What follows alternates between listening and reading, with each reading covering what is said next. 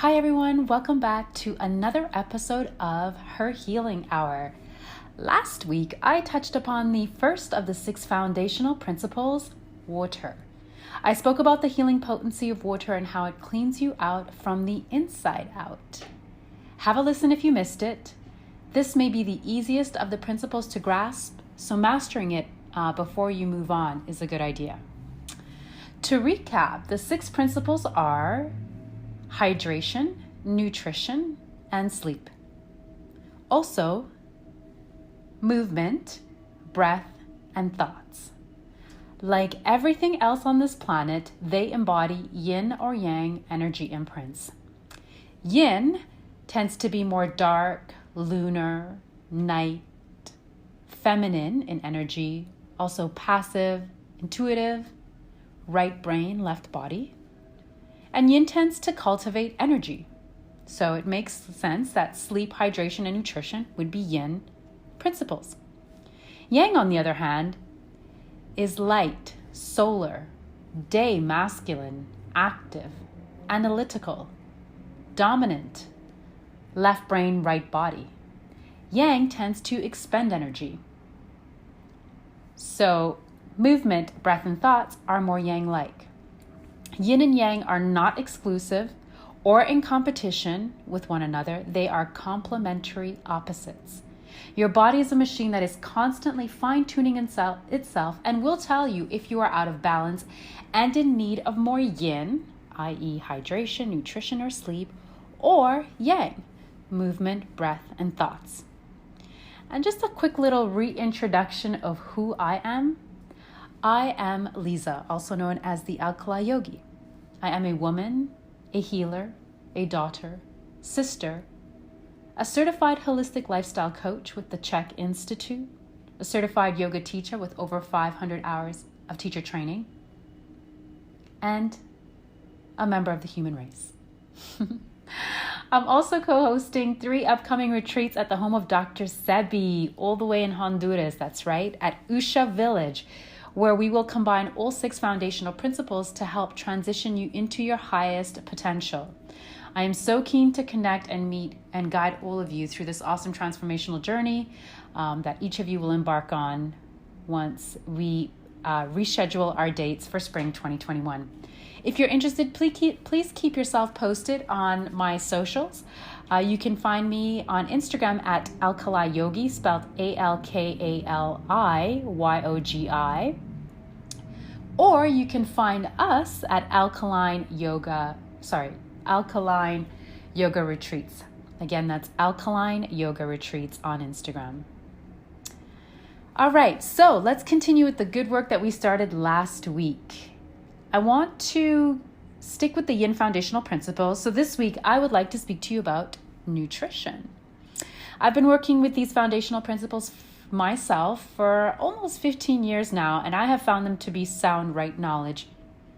Certainly in these modern times, and with the current state of affairs, COVID and all, we have more time at home. And so this is why I've chosen now as a time to share some of the skills and tools that I have picked up over the last 15 years. But even though I have found them to be sound right knowledge, I always invite my listeners and or supporters to test these items out, these tools, these skills that I'm passing on to you for yourself. And please come back to me with feedback, because I do want this to be a shared space where it becomes more of a conversation, where you're also contributing as well as interacting and not just listening. So you can reach me at AlkaliYogi@yahoo.com if you're not on Insta. And that's spelt again, AlkaliYogi@yahoo.com. All right, let's get moving. So nutrition.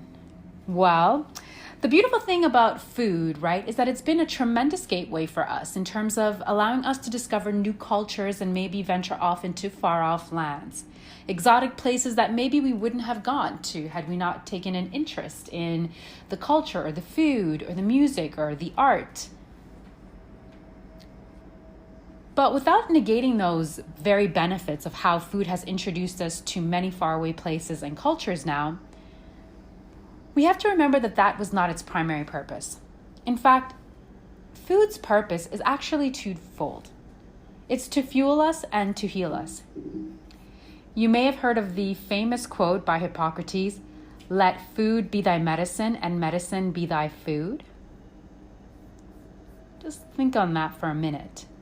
Steve Jobs also said, "Eat your food as your medicines, otherwise you have to eat your medicines as your food." Now, we've really moved away from this concept because when was the last time that you drank a glass of alkaline spring water to cure your headache, right? But in fact, most headaches are a direct result of dehydration, and hydrating yourself would actually take that headache away. The thing with food is it will always either add vitality, rejuvenate you, aid in removing waste, or it will simply do the opposite. Full stop. There is no neutrality. Food that doesn't add life force takes it away. Food that is not natural and imbued with nature's wisdom will wreak havoc on your body and disrupt your body's pH levels, rendering it acidic. Once you create an acidic environment, that environment is now conducive to excess mucus and becomes the perfect soil for dis-ease and ailments in the body, as well as in the mind and in the spirit, but I digress. Your body is your most valuable asset on this plane that we call planet Earth, and yet we're happy to feed our pets organic food and fill our SUVs with premium petroleum, but we don't wish to spend that same amount of money on quality food to fuel our own bodies. But you know what? The body cannot be fooled. It discerns food that is natural and of the soil versus food, and I'm adding air quotes here, that have been genetically modified or engineered in a laboratory. Whatever does not come from Mother Nature simply will not integrate into the sacred temple known as your body. The question is, are you fluent enough in your body's language to understand what your body is communicating to you? Belching, burping, passing gas, a foggy brain, lethargy, insomnia, bad skin, body odor, offensive stool odor, depression and anxiety are all but a few symptoms that you're not eating for your metabolic or primal pattern. I should say metabolic type or primal pattern. More on metabolic typing and primal patterns a little bit later. It's critical that each person learns to feel food and drink so you can effectively predict if the foods and drink that you are consuming will create the energy, environment, and experience that we want. Because if not you, I ask you, then who? Right? For example, the sense of smell can act as a forecast of how the food will react once it's inside of you. Smell sensory communicates directly with the brain, and it is actually the first indicator of what's to come. On top of that, there is a 100% difference in lengths of people's digestive tracts because no two people are the same. That's right, you are as unique as a snowflake or a fingerprint. So why do we choose to assume or believe this narrative that one pill or one diet is a one cure for all solution? It simply cannot be. So let's talk a little bit about the difference between allopathic versus primal nutrition. Well, for starters, let me make it clear that chance, not science, will determine the success or failure of pharmaceutical allopathic nutrition, because when Big Pharma designs their drugs, they do so with a computer model, completely ignoring that each individual person is unique. This is really dangerous. In fact, it's not unlike playing Russian roulette with your life. The third biggest killer in America today is not diabetes, it is medical injuries. equally scary is that the very people that we entrust with our health are more and more removed from natural remedies or alternatives. Instead, they perpetuate to centralize healthcare and wellness of individuals when no two people are the same. Doctors themselves only spend a handful of hours on nutrition throughout their studies. Throughout all of the years that they're studying, they only spend a handful of hours on nutrition when Hippocrates said it himself, food is thy medicine. Why would you not take more time to study what foods work for whom? Why are doctors today better versed at the drug solution than an individual approach tailored to individuals that are as unique as anything? Again, allopathic medicine is a one-size-fits-all, but with that you get side effects that could even lead to suicide or death. Kale doesn't come with the same kind of warning, and yet kale can actually help to alkalize the body, replenish it with vast amounts of antioxidants, fiber, calcium, iron. And yet we hardly ever get prescribed kale. And I want to tell you something else. What you're eating, what you're choosing to consume, that informs your body of the environment that you're in. Has that landed for you? If you're consuming toxic, processed foods, your body interprets that as being in a dangerous, toxic sewer. And it interprets that your chances of dying are going to be pretty good. Imagine what that does to your central nervous system when your body thinks it's about to die.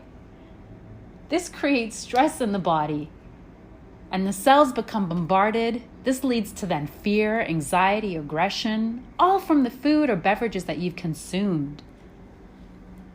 Whereas food that your body can actually use, well, that food will inform your body that you're safe. And then it will use that food to fuel and energize you. Yes, it will energize you. It's critical that you relearn rather, how to fuel your body without stimulants. Coffee, sugar, caffeine, these are not foods.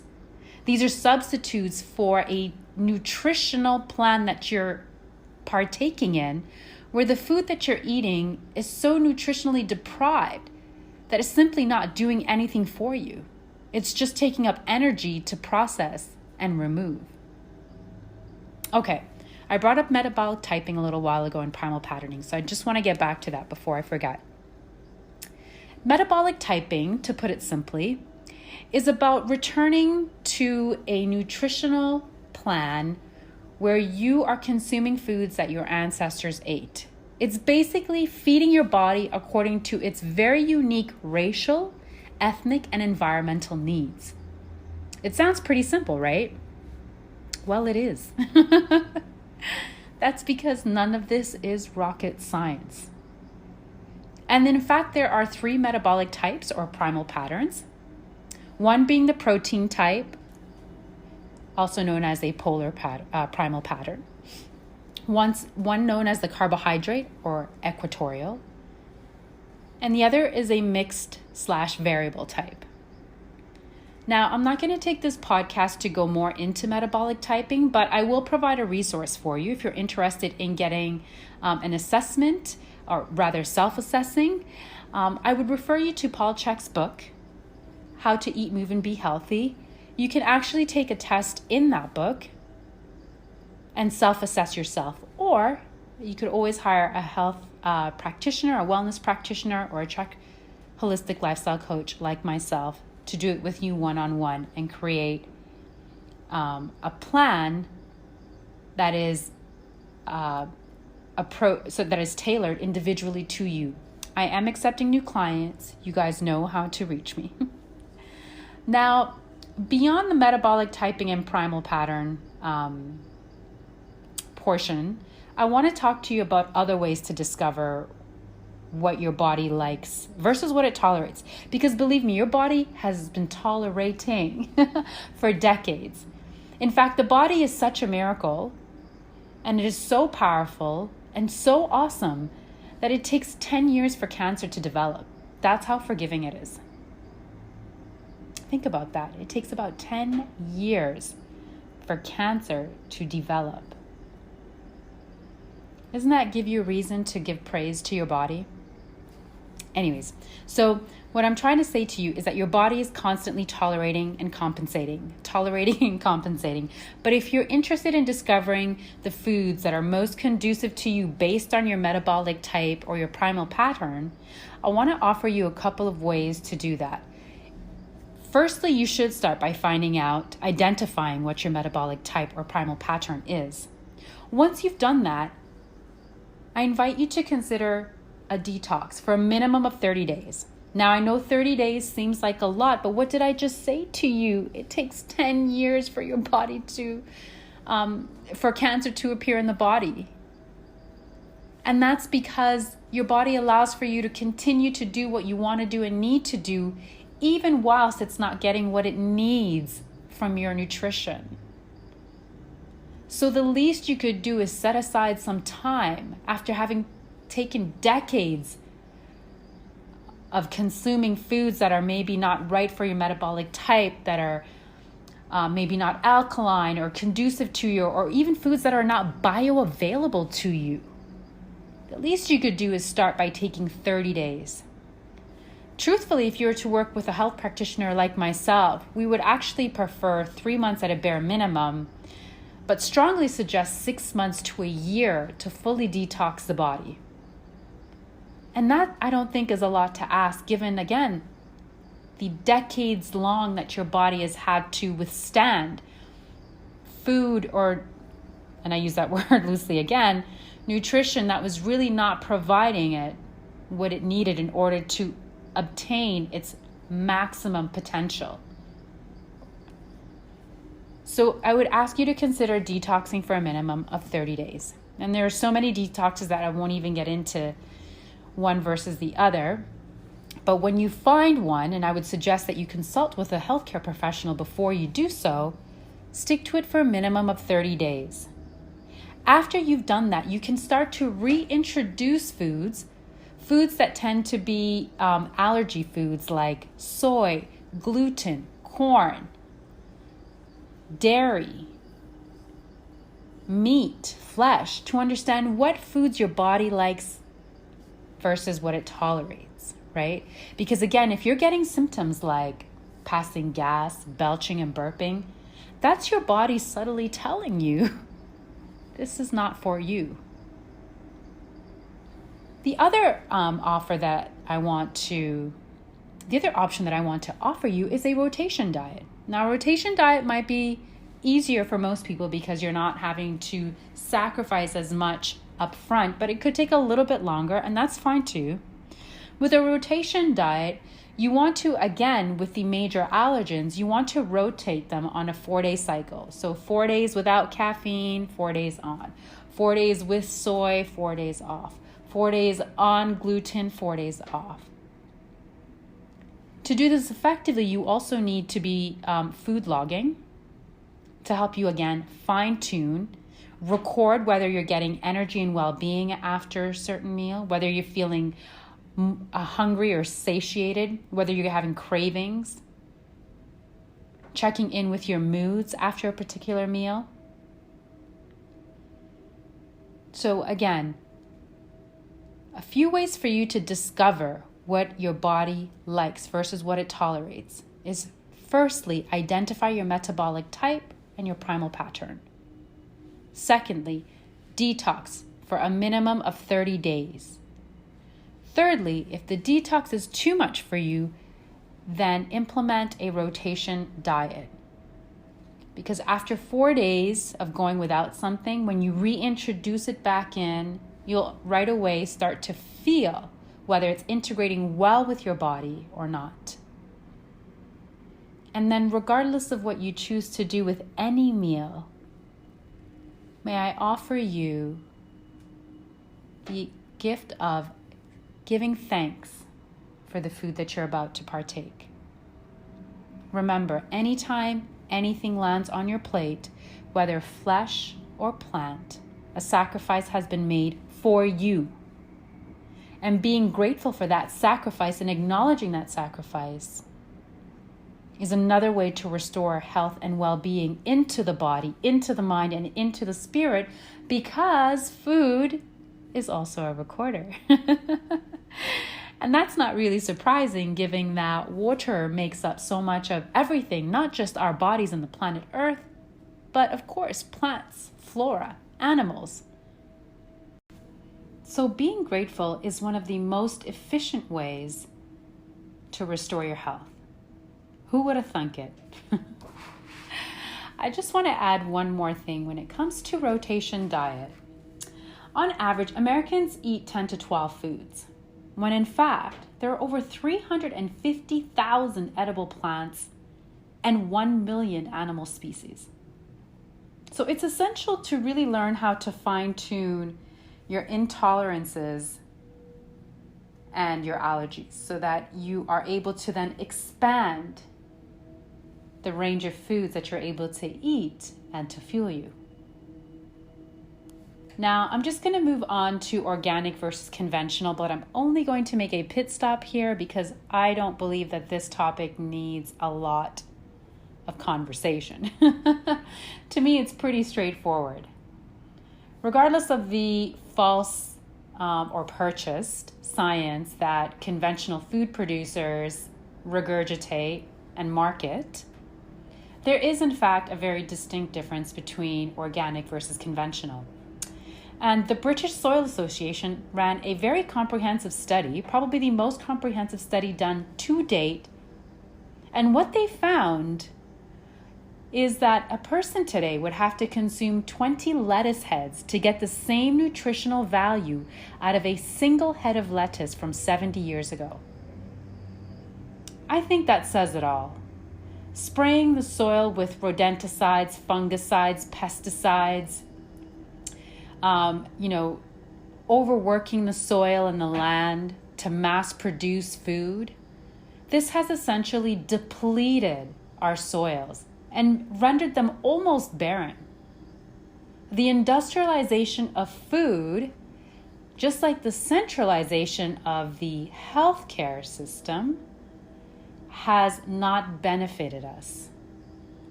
It is important that we learn how to grow our own food again, the same way our ancestors lived and grew up in villages where there were healers who would look at you and tailor-make a regimen specifically for you. Of course, even better than that, I think, is the process of self-discovery. Being genuinely interested in yourself, wanting to be intimate with yourself before you expect to be intimate with someone else. That process of discovery, of really learning yourself from the inside out, is priceless. And it's something that if you don't do, unfortunately, you're missing out because no one will get to know you better than you. And so surely no one will be able to prescribe for you what is best for you other than you. I think that that is so empowering. What a way to reclaim your power. Just something to think about. And lastly, before I sum things up, I just want to say that whatever struck you today, whatever resonated with you today, even if you're not able to call or hire a professional, whatever tools and access that you and resources that you have to get yourself started on this wellness journey, I urge you to do it today, because I recently heard somebody say, and forgive me, I don't remember who quoted this exactly, but somebody recently said that if you start today, you'll get there one day sooner than if you start tomorrow. Mic drop. For me, that was a wrap. If that doesn't light a fire under your butt, I don't know what will. Okay, so before I sign off, I just want to say one last thing. Once you've decided or discovered what it is that you would like to consume, I would invite you to start eating your most robust meal of the day at breakfast. I know that is probably it's not counterintuitive to me, but maybe to some people based on the programming that we have here in the West. We're accustomed to thinking of a large, delicious, succulent dinner waiting for us at night, well, I would invite you to consider fasting at night, actually. I would invite you to consider this idea, this particular school of thought, having your most robust meal of the day for breakfast, and then eating about half as much at lunch, meaning half of what you ate at breakfast or 2/3 of what you ate at breakfast at lunch. And then after 3 o'clock, really tapering off and either fasting and just consuming beverages. A delicious hot sea moss beverage is not a bad idea. Potentially having a smoothie or nothing at all. Because you don't need fuel in the evenings, right? That's when your body is meant to shut down and go into repair and heal mode. But you're hindering that process if your body is forced to go into digestive mode. If it's having to break down food and digestion and convert that into fuel, that actually disrupts your sleep. And your sleep is critical because your sleep is your repair cycle, both physical and psychological. So, once you've figured out what you should be eating, try that out. Play with it. See how you feel. Log it. Keep a diary of it. And keep me posted because I'm interested too. I bet it improves your desire for intimacy at night. If you're feeling light instead of bloated and lethargic, wink, wink. But hey, it's just a mere suggestion. And do yourself a major favor by drinking your food and chewing your water. All right, it's time for me to sign off. I like to keep these episodes bite-sized so that you stay engaged and you're able to access me with whatever questions you may have or concerns or amendments even. Additions, all are welcome. Send them to me at AlkaliYogi@yahoo.com. It's spelled exactly as it sounds. And apart from that, have a tremendous week, guys. I will see you here next week as we continue with the 6 foundational principles. Much love to you always. Be well, stay well.